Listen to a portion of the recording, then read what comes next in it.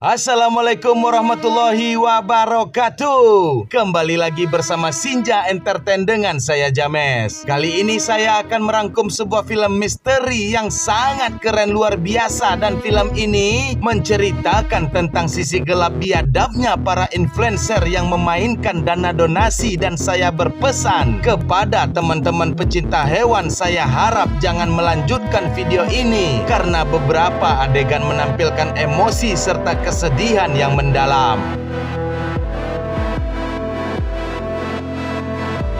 Kisah dibuka dengan memperlihatkan seorang pria bernama John T yang memiliki kebiasaan tak lazim, yaitu menguntit privasi orang lain karena dirinya mendapatkan kepuasan pribadi yang tanpa ia sadari. Kebiasaan buruknya itu akan membawanya kepada sesuatu yang seharusnya tak pernah ia lihat.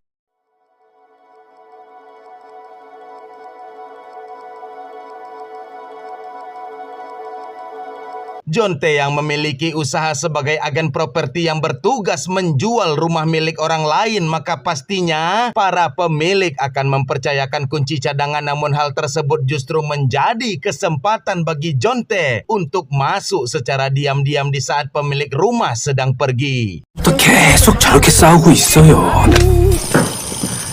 이건 일종의 탐색전이에요. 그래도 John T pun merasa bahwa tindakannya bukanlah suatu perbuatan yang salah dikarenakan dirinya hanya masuk untuk melakukan pengecekan hingga memperbaiki furnitur serta peralatan yang rusak, dan John T selalu mengambil barang tak terpakai lalu memotretnya untuk dijadikan sebagai koleksi, dan tampak dari banyaknya barang yang tersimpan menandakan John T telah memasuki ratusan rumah tanpa diketahui oleh pemiliknya.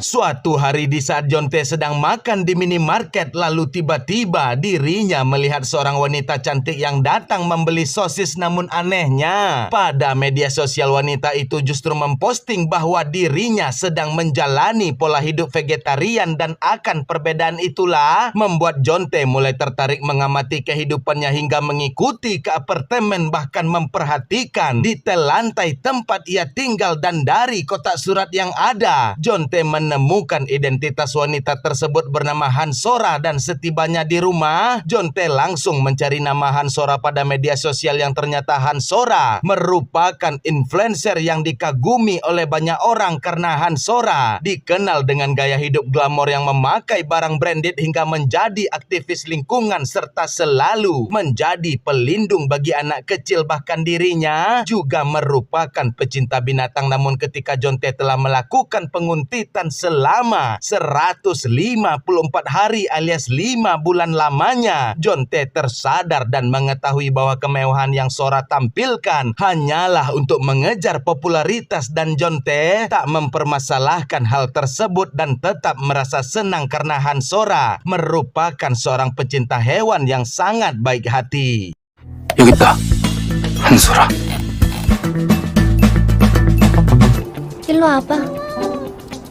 Rasa penasaran yang menggebu membuat John T nekat membobol kunci pintu rumah Hansora, namun tak berhasil. Maka John T kembali datang keesokan harinya dengan menempelkan plastik khusus yang dapat meninggalkan sidik jari. Namun Hansora yang memiliki kebiasaan menekan tombol secara menyeluruh sehingga John T kembali gagal dalam misinya.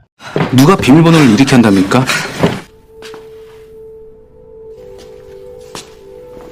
Keesokan paginya saat sedang bekerja, tiba-tiba saja John T dikejutkan dengan kedatangan Hansora yang berniat menggunakan jasanya untuk menyewakan rumah kepada orang lain. Dan tentunya hal itu ibarat jackpot bagi John T tatkala kunci rumah Hansora dititipkan kepadanya. 제 일이 너무 좋아요. 믿을게요. 잘 부탁드립니다. 그럼요.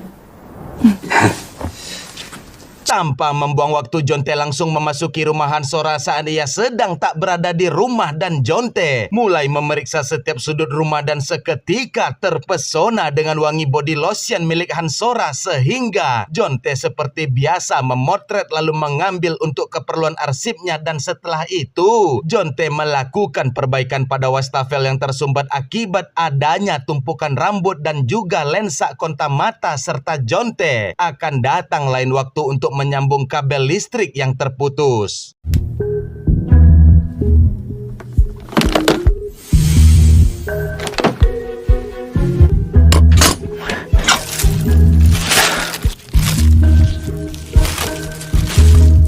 Keesokan harinya, Jonte kembali datang untuk menyelinap dengan perasaan senang memasang kabel yang terputus dan setibanya di dalam rumah, Jonte mendadak ketakutan karena Hansora telah tergeletak tak bernyawa bersimbah cairan merah dan pemandangan itu membuat Jonte mual dan panik hingga sempat ingin melapor pada polisi namun ia tersadar bahwa kedatangannya ke rumah Hansora merupakan perbuatan ilegal dan Jonte akhirnya memilih untuk pergi meninggalkan tempat itu dan seolah tak mengetahui apa yang terjadi.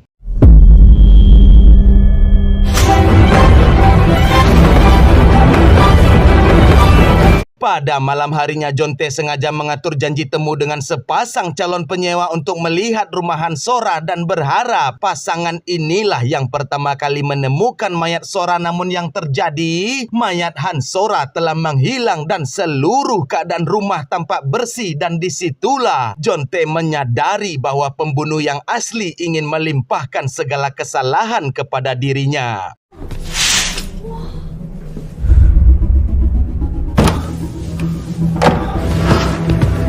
4 hari sudah telah berlalu semenjak kematian Hansora, namun Jonte sama sekali tak menemukan berita apapun terkait kematiannya sehingga hal itu membuatnya dihantui rasa ketakutan tentang apa yang sebenarnya sedang terjadi. Dan setibanya di kantor, bawahan Jonte memberitahukan bahwa terdapat sebuah amplop merah di atas meja kerjanya dan ketika dibuka terdapat pesan yang menuduh Jonte serta terdapat foto mayat Hansora, begitupun dengan foto Jonte yang berada di lokasi kejadian.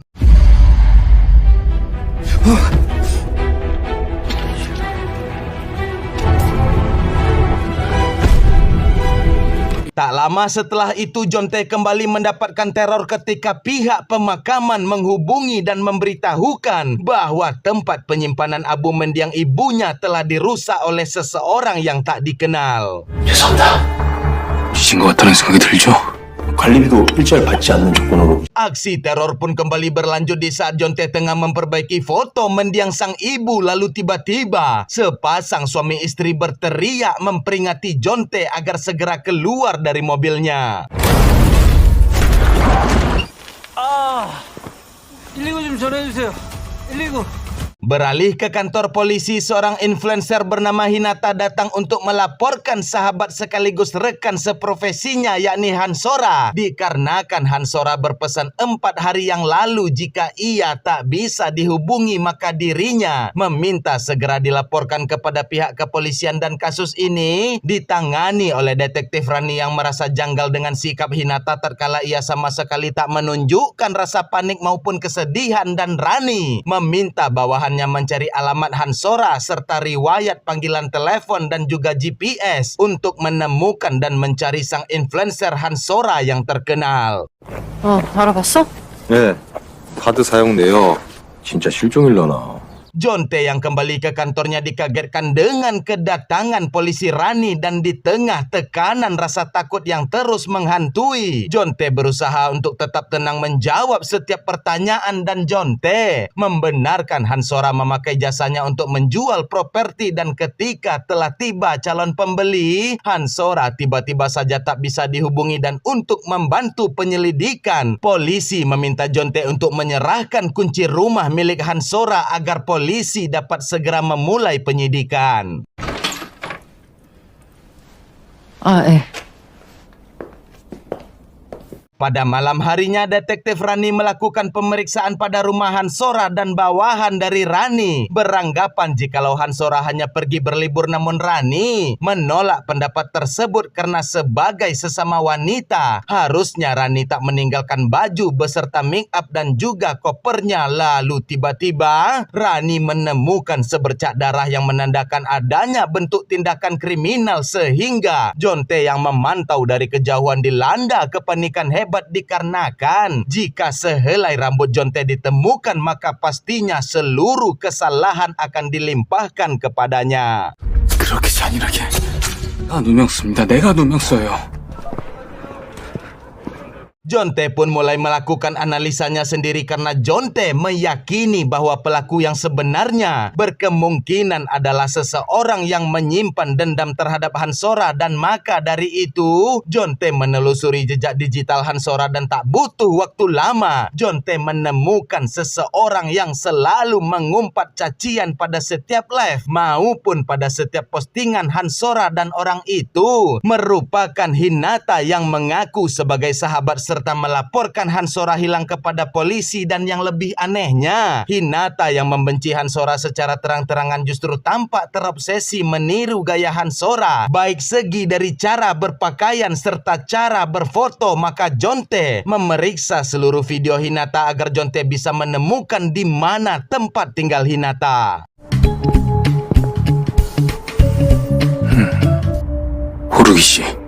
Setelah berhasil menemukan alamat Hinata, maka Jonte dengan sengaja memancing Hinata agar keluar dari rumahnya, dan kesempatan itu langsung dimanfaatkan untuk menyelinap masuk. Lalu Jonte memeriksa seluruh ruangan dan mendapati sebuah amplop merah yang sangat identik dengan amplop berisi ancaman yang pernah ia terima. Dan tak hanya itu, Jonte juga menemukan print kertas yang berisi berbagai kata pelecehan terhadap Hansora yang berasal dari sebuah akun yang bernama Be With You alias Lee, dan ia juga tampak sangat terobsesi dengan kehidupan Hansora. Maka Jonte menarik kesimpulan bahwa Hinata dan Lee merupakan satu kelompok yang telah menghabisi nyawa Hansora.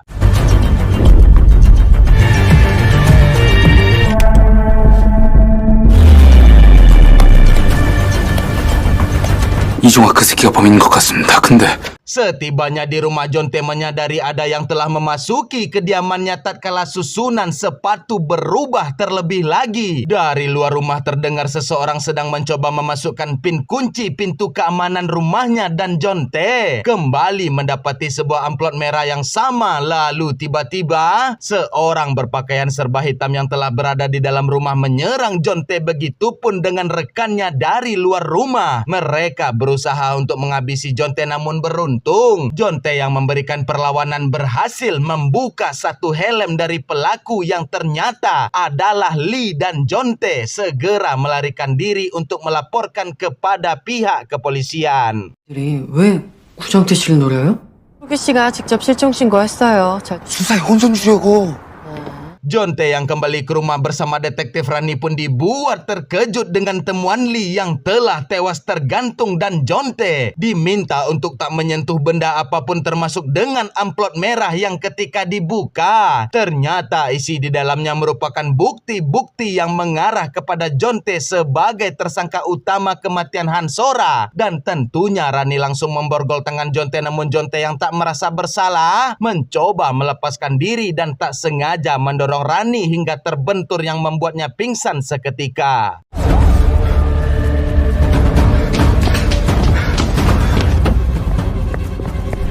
Tak lama setelah itu pihak kepolisian resmi mengeluarkan surat penangkapan kepada Jonte, dan di sisi yang berbeda Hinata melakukan live streaming lalu menggiring opini publik dengan menuduh Jonte sebagai dalang dibalik hilangnya Hansora, sehingga akun media sosial hingga bisnis milik Jonte pun diserbu hujatan tanpa henti yang membuat kondisi mental Jonte semakin terpuruk. Karena di Korea opini publik memiliki pengaruh yang sangat besar, bahkan hidup seseorang bisa hancur karena opini sebelum hakim memutuskan tentang kebenarannya. 죽였을 수도 있다는 거지.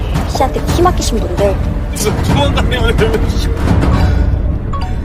Pihak kepolisian yang masih melakukan penyidikan di rumah Jonte menemukan bercak darah pada sepatu milik Jonte, dan di sisi yang berbeda, Jonte yang telah mengantongi alamat rumah dari mendiang Lee menyelinap masuk untuk mencari petunjuk, dan benar, Jonte menemukan sebuah alamat yang berkaitan dengan tempat penyimpanan abu mendiang ibunya.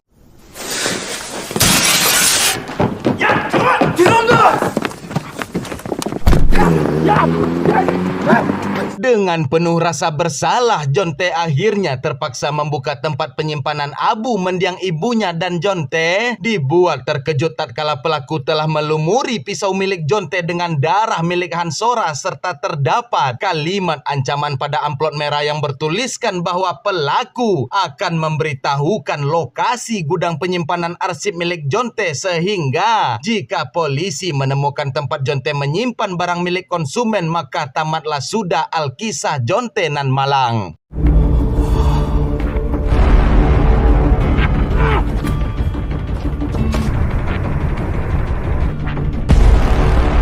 Beralih kepada detektif Rani yang akan memasuki kantor pun didatangi oleh kakak kandung dari Hansora yang ingin memberitahukan bahwa Hansora merupakan wanita gila yang terobsesi dengan uang yang mengakibatkan seluruh keluarganya harus mengasingkan hidup selama 4 tahun akibat dikejar rentenir, dan yang lebih parahnya, Hansora pernah menjual adik kandungnya yang disabilitas kepada sindikat perdagangan manusia, sehingga Hansora diusir dari rumah lalu memutuskan hidup merantau di kota.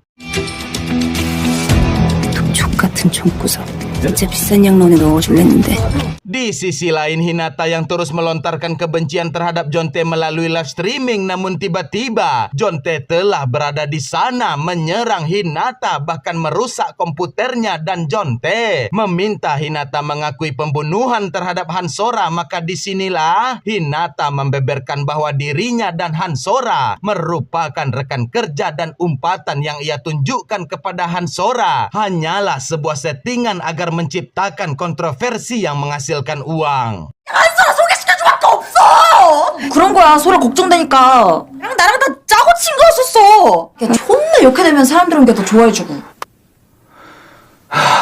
Selanjutnya, Jonte menanyakan terkait temuan amplop merah serta kertas print chattingan dari akun Lee. Maka Hinata merupakan milik Hansora yang digunakan untuk pembayaran gaji kepada Hinata, sedangkan untuk chattingan Lee yang di print, hal itu akan mereka gunakan untuk mengasuskan Lee karena Lee selalu berkomentar pelecehan. Namun pada akhirnya Lee justru menjadi pesuruh yang patuh bagi Hansora, dan atas pernyataan Hinata ini seketika membuat Jonte teringat dengan aroma body lotion Hansora sama persis dengan bau pelaku penyerangan sewaktu di rumahnya.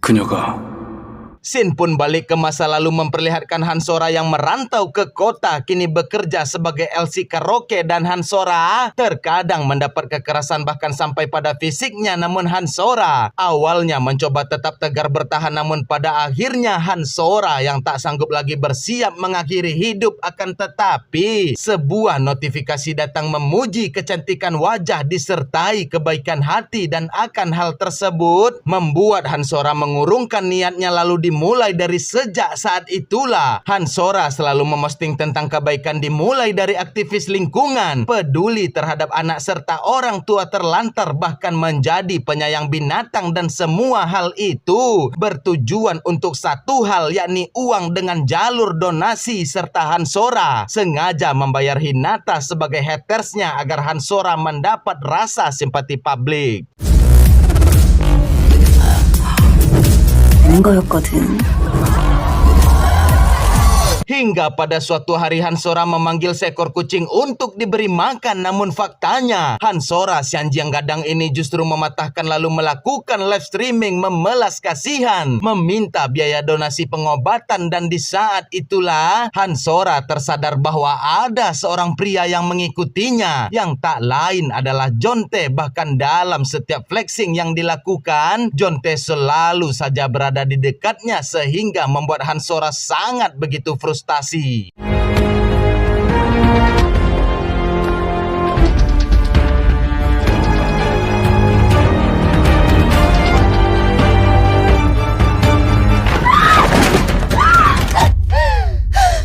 Balasan dendam Hansora terhadap Jonte pun dimulai, maka Hansora mengikuti dan mencari tahu kehidupan Jonte persis seperti yang Jonte lakukan, namun bedanya Jonte melakukan penguntitan hanya untuk kesenangan, sedangkan Hansora melakukan penguntitan untuk sebuah kematian. 난 그 새끼 생활 패턴부터 알아야 돼. 집 비밀번호, 동선. 배운 건 써먹어야지. 가증스러운 새끼. 좋냐? Selanjutnya Hansora memanfaatkan Lee yang terobsesi kepadanya hingga Lee bersedia disuruh melakukan apa saja, sehingga Hansora merancang kematiannya untuk menjebak Jonte lalu mengambil darahnya sendiri karena polisi tentunya butuh jejak yang ditinggalkan. Bahkan Hansora dengan cerdiknya meletakkan setetes darah pada bagian belakang pintu agar Jonte menginjaknya, lalu Hansora juga mencabut sehelai rambutnya untuk menghancurkan mental Jonte secara perlahan, dan setelah itu Hansora membersihkan seluruh ruangan namun tetap meninggalkan satu tetes darah yang diletakkan di bawah sofa, seolah pelaku gagal dalam membersihkan seluruh area TKP. Dan setelah semua sandiwara selesai, Hansora bersama Lee pergi bersembunyi untuk melanjutkan tahap berikutnya. 시체는 어떻게 누워있지? 피는 딱 그만큼만 뽑는다.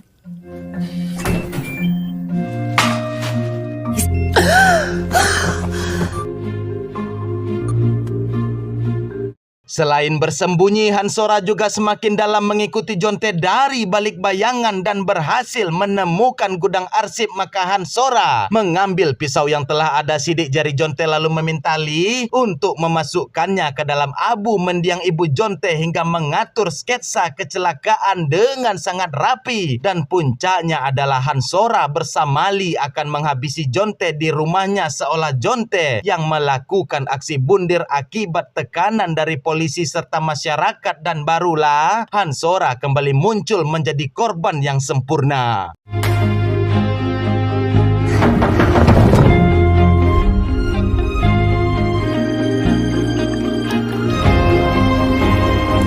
자살한 채로 발견될 거니까. 완벽한 피해자. Namun pembunuhan terhadap Jonte tak berjalan sesuai rencana. Bahkan Jonte mengenali wajah Lee sehingga Hansora merayu Lee dengan kecantikan, bertutur lemah lembut hingga memberi kecupan dan kepada para lelaki. Ingatlah bahwa sesungguhnya tipu daya wanita itu sangat dahsyat. Al-Quran Surat Yusuf ayat 28.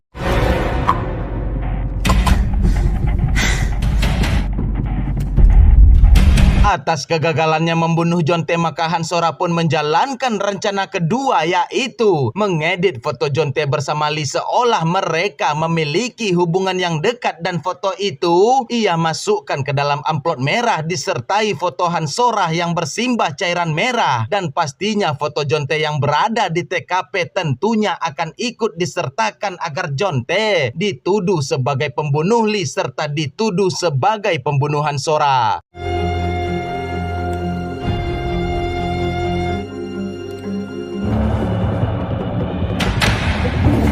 Di sisi lain, detektif Rani juga mendapati informasi dari LC Karaoke bahwa dahulunya Hansora memiliki sahabat di tempat kerjanya bernama Herin, dan Herin ini tiba-tiba saja menghilang setelah Herin mengatakan bahwa ia mengetahui sesuatu yang menarik dengan kehidupan Hansora. 그럼 한소라도 조사 받았어요? 들락거리가 아주 쌩 난리를 쳤네 진짜. 연애가지고 뭐 재밌는 거 있다고 막 그랬었는데 공사 쳐서 뜯은 돈이라 그걸 지 혼자 들고 날른 거죠. Akhirnya kita pun diperlihatkan dengan Hansora yang tampak segar bugar, namun dirinya sengaja melukai wajahnya terkena tembakan bola baseball otomatis hingga tampak memar. Dan di sisi yang berbeda, Jonte yang telah tiba di gudang arsip pun bersiap menyerang Hansora dengan senjata seadanya, dan terjadilah pertarungan yang aneh tatkala Hansora justru melukai dirinya sendiri sembari berteriak memanggil polisi. Dan disinilah Jonte akhirnya menyadari bahwa dirinya kembali dijebak oleh Hansora sebagai pelaku, sementara Hansora dinyatakan sebagai korban.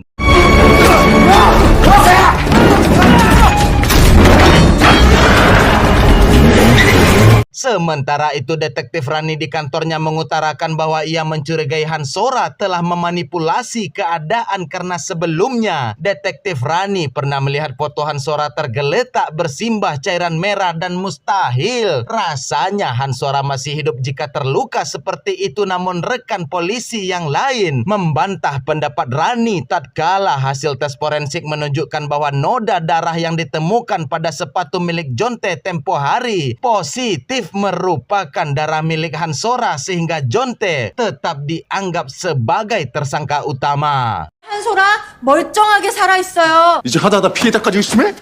이거 봐, 이거 봐. 이거 구정태 집에 있던 신발에서 나온 혈흔. 빼도 박도 못해, 이거. Jonte yang tadinya kembali berhasil melepaskan diri kini bersembunyi di sebuah warnet dan di sana ia melihat Hansora menjual kesedihan sebagai korban hingga menerima donasi dengan nilai fantastis dan Jonte akhirnya membuat surat pengakuan bahwa ia telah bersalah memasuki rumah orang lain tanpa izin, akan tetapi ia tak melakukan pembunuhan dan Jonte meminta agar detektif Rani bersedia bertemu empat mata dengannya agar Jonte bisa menceritakan sesuatu yang tidak diketahui oleh pihak kepolisian.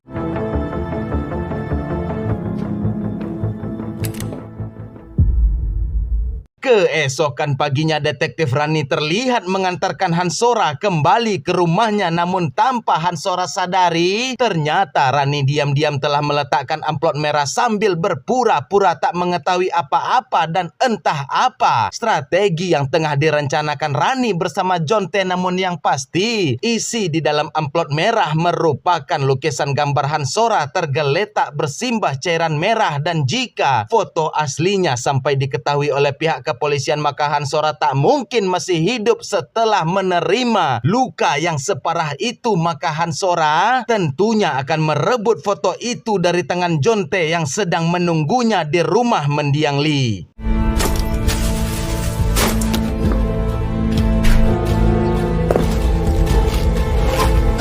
Sesampainya Hansora di rumah mendiang Lee untuk merebut foto kematian palsunya, namun sejatinya foto tersebut sudah tidak berada di tangan Jonte karena telah ia buang bersama dengan pisau dan yang lainnya. Lalu Jonte mengatakan, mengapa dirimu terlalu kejam terhadap hewan dengan sengaja melukai dan mencelakainya, dan setelah engkau mendapatkan donasi tanpa hati nurani kau racuni mereka melalui makanan lalu memasukkannya ke dalam kereta dorong dan pastinya kau kubur mereka di atas gunung. Namun tiba-tiba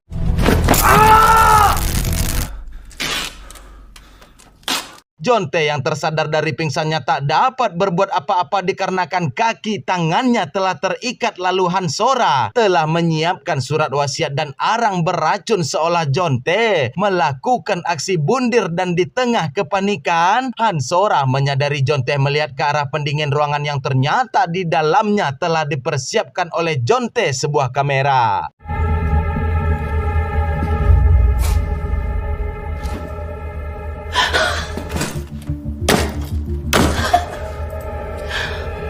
Tiba-tiba saja Jonte tertawa terbahak-bahak lalu berkata, menurutmu sudah berapa lama aku mengikutimu? Karena aku telah mengetahui semuanya bahwa aku menemukan banyak rambut dan juga lensa kontak mata pada wastafel yang tersimpan DNA-mu, dan aku telah bertemu dan memberitahukan kepada detektif Rani bahwa jika seorang wanita bisa membunuh laki-laki maka pastinya akan ada bekas kontak fisik yang kau lakukan terhadap Lee. Lalu polisi akan mencocokkannya dengan DNA-mu, serta aku meyakini bahwa kau telah menghabisi nyawa Herin sahabatmu lalu kau kuburkan dia di gunung bersama dengan hewan yang kau habisi. Dan ketahuilah kemarin pihak kepolisian telah melakukan penggalian di gunung di titik yang aku beritahukan, maka tamatlah sudah cerita yang kau buat. 동료인데 지금 실종이 됐어요. 나무 아래 및 공터 누구였더라?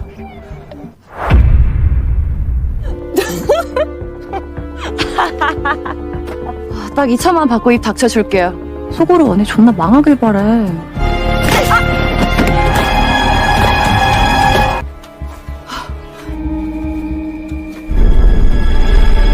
수안산 나무 아래 및 공터 가까운 거리에서 여자가 남자 죽이려며 너 이종학 처음 아니지?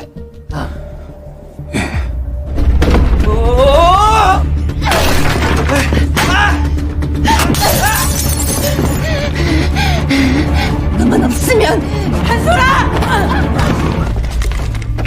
뇌질환 및 이종학 철회염이 주염이라 같이 봐주시고. 그러세요. 저는 피해자인데.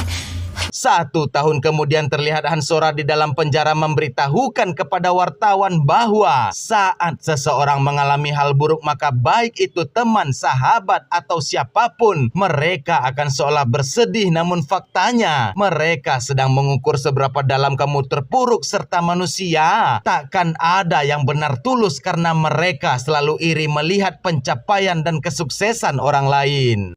사람들한테 그거 얘기하면 보면 사람들이 선망하는 것 같죠. 보고 싶어서 환장을 해요. Beralih kepada Jonte yang telah dibebaskan lebih cepat karena Jonte dipenjara hanya karena memasuki rumah orang lain tanpa izin. Lalu Jonte kembali menemui Detektif Rani untuk berterima kasih dikarenakan dahulunya Detektif Rani telah bersedia mendengarkan ceritanya serta membantunya mengungkap pelaku sebenarnya. Namun Rani mengatakan, ingatlah Jonte bahwa kau tak sepenuhnya bersih karena kau juga penjahat yang melakukan penguntitan dan hukumanmu masih akan terus berlanjut karena hukum sosial dari masyarakat itu lebih berat daripada hukuman di penjara.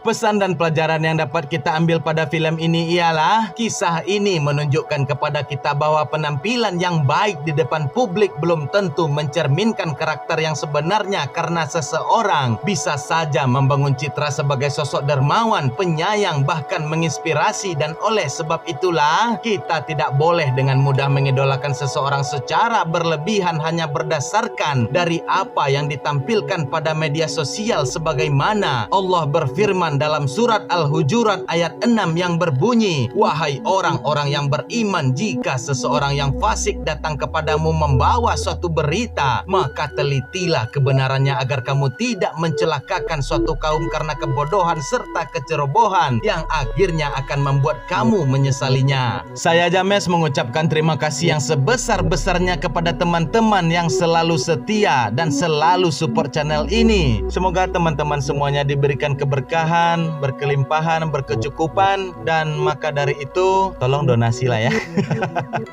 Terima kasih teman-teman semuanya. Assalamualaikum warahmatullahi wabarakatuh.